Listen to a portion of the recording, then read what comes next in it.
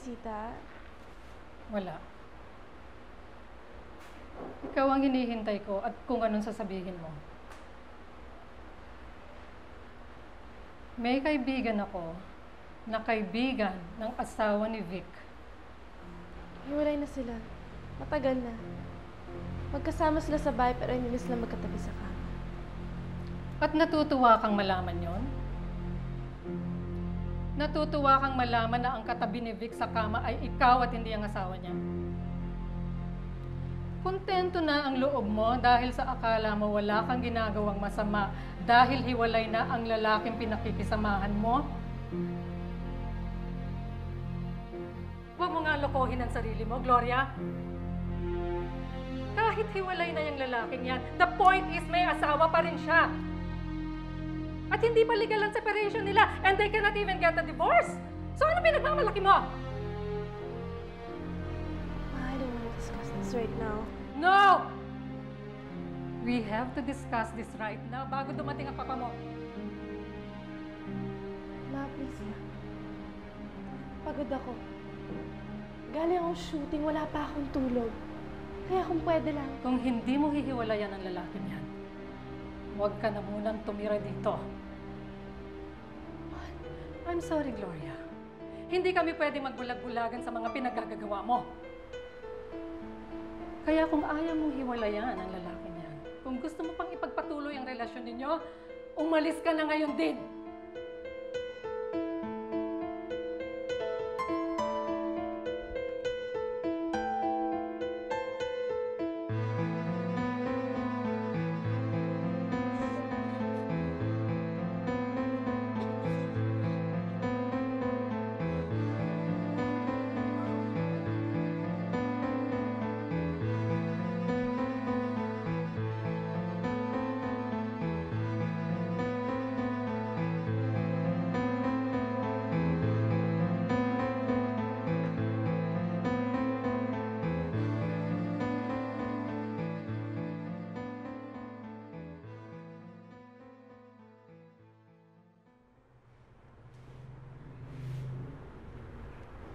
Hi.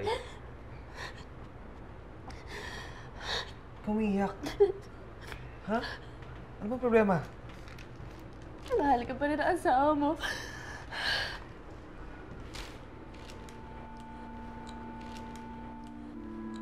Bakit naniniwala ka rito? Chismis lang yan eh. Gawa-gawa lang ng mga PR ng mga producer na naniniwala ka. Minsan mo na ako niloko, Vic.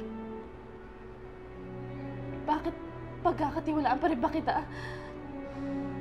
Kaya chismis man naman hindi. Kaya totoo man na mali. Dapat siguro tapusin na natin to. Gloria, ito na naman tayo eh. Kaya nga eh.